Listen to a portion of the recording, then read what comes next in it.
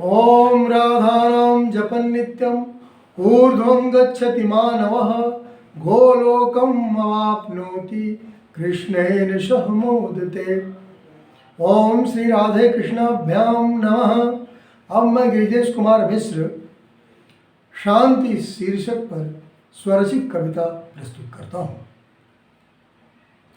शांति का तात्पर्य समाज की प्रगति है। अशांति का अर्थ समाज की अवनति है। शांति एक आवश्यकता है, यह संस्कार जनित मानवता है। शांति एक आवश्यकता है, यह संस्कार जनित मानवता है।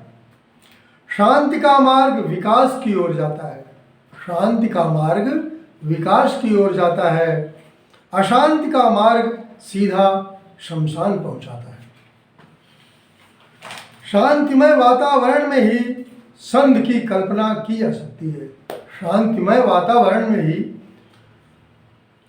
संध की कल्पना की जा सकती है। अशांति समर, आक्रोश तथा उत्पात उत्पन्न कर सकती है। अशांति समर, आक्रोश तथा उत्पात उत्पन्न कर सकती है। शांति के अन्वेषण में श्री कृष्ण द्वारका चले जाते हैं। शांति के अन्वेषण में श्री कृष्ण द्वारका चले जाते हैं। पांडव हस्तिनापुर छोड़कर इंद्रप्रस्थ बसाते हैं। पांडव हस्तिनापुर छोड़कर इंद्रप्रस्थ बसाते हैं। शांति का काल राष्ट्र का स्वर्ण काल होता है। शांति का काल राष्ट्र का स्वर्ण काल होता है। अमन चैन के कारण उसका उन्नत भाल होता है। अमन चैन के कारण उसका उन्नत भाल होता है।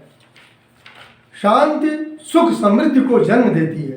शांति सुख समृद्धि को जन्म देती है। समाज में समरसता की नींव पड़ती है।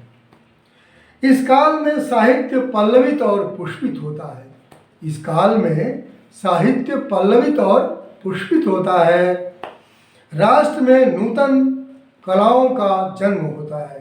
राष्ट्र में नूतन कलाओं का जन्म होता है। इस काल का सम्राट विद्वानों का सम्मान करता है। इस काल का सम्राट विद्वानों का सम्मान करता है। परिणामस्वरूप देश देशांतर से प्रतिभाओं का आगमन होता है। परिणामस्वरूप देश देशांतर से प्रतिभाओं का आगमन होता है। इस काल में साहित्यकारों और कलाकारों का मनोबल बढ़ता है। इस काल में साहित्यकारों और कलाकारों का मनोबल बढ़ता है। फलस्वरूप साहित्य समाज का दर्पण बन जाता है।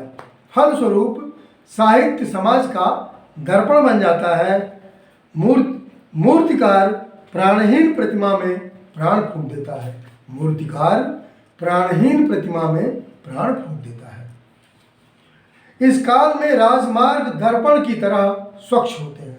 इस काल में राजमार्ग दर्पण की तरह स्वच्छ होते हैं। लोग निर्भीकता से रातों में भ्रमण कर सकते हैं। लोग निर्भीकता से रातों में भ्रमण कर सकते हैं। भांडार गृह खाद्यान्नों से भरे रहते हैं। भांडार गृह खाद्यान्नों से भरे रहते हैं। कोषागार में अर्थ सदैव उपलब्ध रहता है। कोषागार में अर्थ सदैव उपलब्ध रहते हैं। खेतों में फसलें लहलहाती हैं। खेतों में फसलें लहलहाती हैं। देश में दूध की नदियां बह जाती हैं। कृषक का परिश्रम रंग लाता है। कृषक का परिश्रम रंग लाता है। वह वसुंधरा को हरित शाटिका पहनाता है। वह वसुंधरा को हरित शाटिका पहनाता है। कृषक सैनिक सहयोग राष्ट्र को चरमोत्कर्ष पर पहुंचाता है। कृषक सैनिक सहयोग राष्ट्र को चरमोत्कर्ष पर पहुंचाता है। सम्राट को भी यश उपलब्ध हो जाता है। सम्राट को भी यश उपलब्ध हो जाता है। कृषक सैनिक सहयोग राष्ट्र को चरमोत्कर्ष पर पहुंचाता है।